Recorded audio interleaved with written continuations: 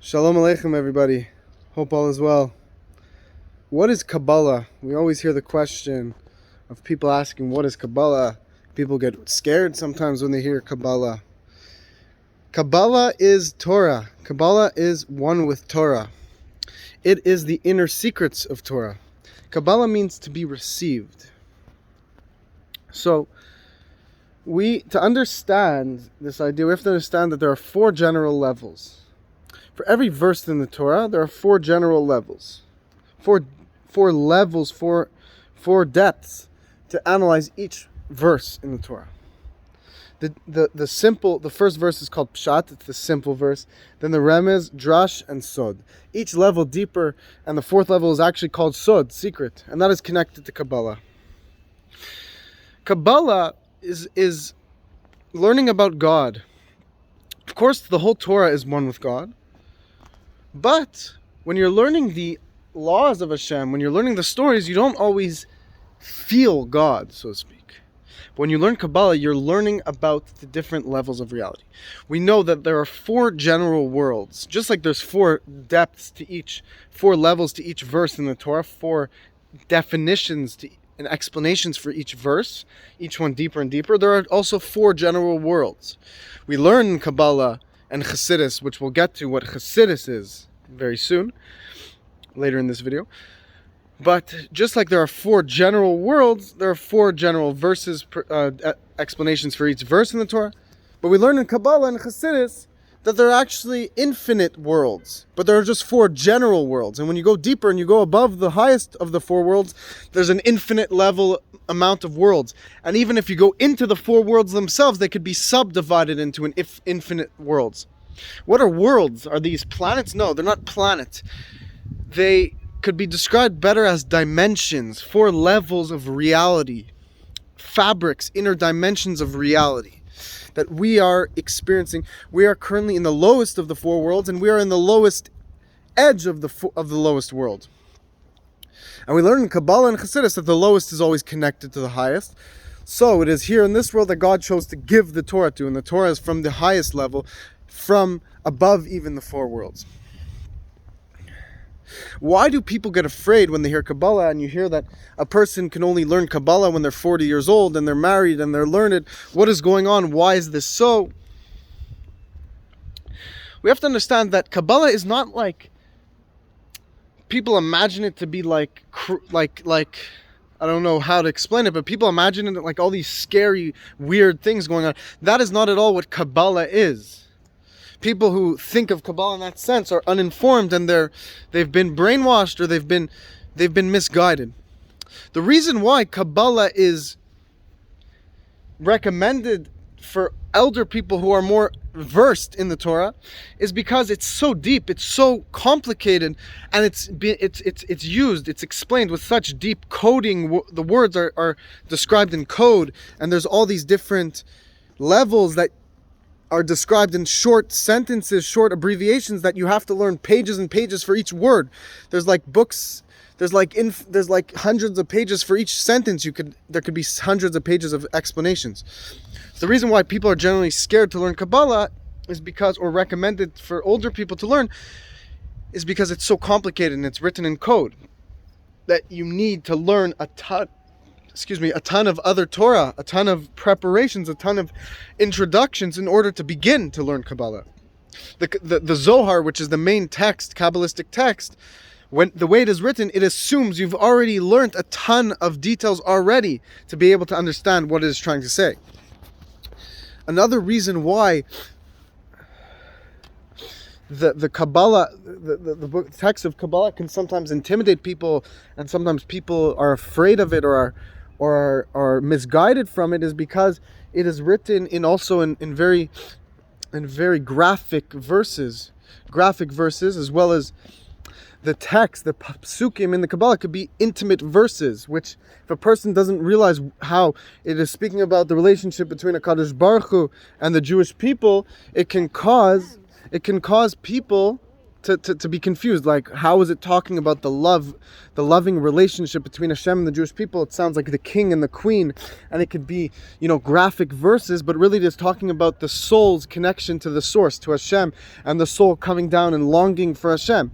So somebody who is uninformed could be misguided from hearing these verses and from hearing these analogies and be afraid. But if you learn the Torah, you learn the outer portion of Torah, and then you get ready, and then you delve into Kabbalah, you realize how pure and how holy it is. And we know that the Kabbalah, Moshe, people ask, was it given to Moses? The Torah was given to Moses. Moshe Rabbeinu experienced a full-fledged revelation of God. Moses spoke to God. So he was at an even higher level that he didn't need, so to speak, the Kabbalah, the Zohar, all these texts given to him to teach him about Hashem, because he was already at the source. However, now that we are in this darker generation, Hashem is more hidden. So now, that light that was shining to Moses needs to be revealed to us through analogies, through stories, through teachings, through Kabbalistic meditations. And this allows us to tap into the level that Moshe Rabbeinu was able to tap into. Because this is how the Zohar is trying to take the people to connect to Hashem, but in a way where they can handle it. Whereas Moshe Rabbeinu was able to experience Nevuah, prophecy of Hashem himself, we need to learn it through a text called the Zohar, and through Kabbalah, through Hasidus. And this brings in, what is Hasidus now? Because people all want to learn Kabbalah, they want to learn about the 4 worlds, the 10 Sfirot. By the way, it's important to mention that in each one of these 4 worlds, there are the 10 Sfirot, which are the 10 aspects of each world, and they exist within each and every world, and they're worlds of their own, and they're not something for this video that I could describe in this video, but basically there are lenses through which God reveals himself. All the worlds, all of creation are lenses for God to reveal himself. The Sfirot are not God himself, they are lenses that reveal godliness. And now, we got to the most important part. What is Hasidus?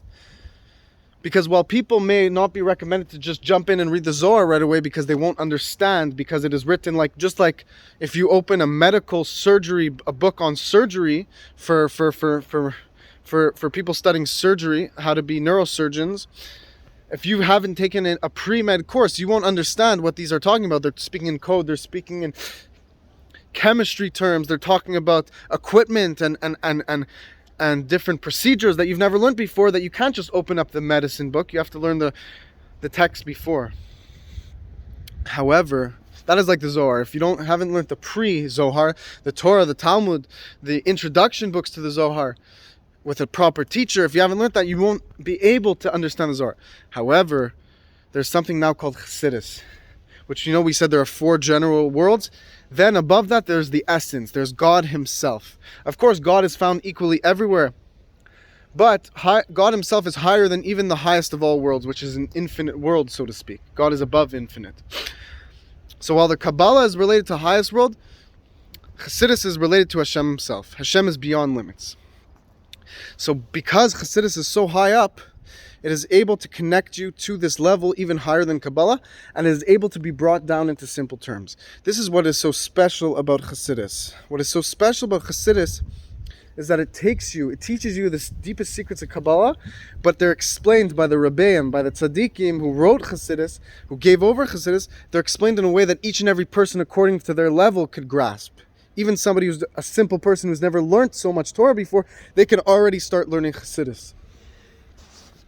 Hasidus is the light of Kabbalah, and even above, tailor-made and fine-tuned for each person according to their level. This was introduced by the Baal Shem Tov and further revealed by the Rebbeim of Chabad and other Hasidic groups like Breslev and other groups as well, where they took the secrets of Kabbalah and brought them into Hasidus. That is why it's very important that each and everyone learns Hasidus, because Hasidus takes you at whatever level you may be at to the highest of heights, even higher than the level that Kabbalah can bring you to. And that is expressed especially in the teachings of the Rebbe, who's taught specifically to our generation. These teach about different levels of your soul. I was speaking to my cousin, he said something so interesting to me. I said, wow, it's so beautiful. When you learn Hasidus, you're learning about Hashem. You're learning about Torah, you're learning about godliness, but you don't always feel Hashem.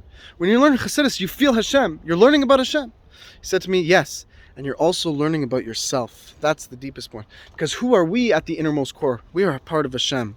So when we learn Hasidus, we learn about the different levels of our soul, and that we have different faculties to us, about our thought and our emotions and our intellect and our desire, which is each connecting, which each of these 5 levels of our own personalities are a analogy and a reflection, an array of the 5 worlds above us being channeled into us, a platform being channeled into us. When we think about all these levels and we bring it into our conscious mind, we're able to transcend reality and then bring it back into reality. And that is the whole beauty of Hasidus.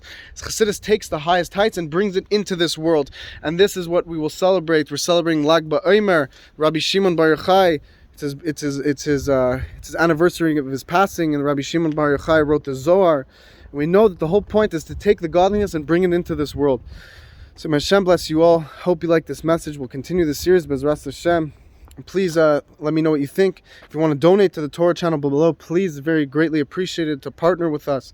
If you'd like to sponsor a video, you can message me about the details. We'd love to have you on our team to help channel in this divine light into the world. May Hashem bless you all. Thank you so much.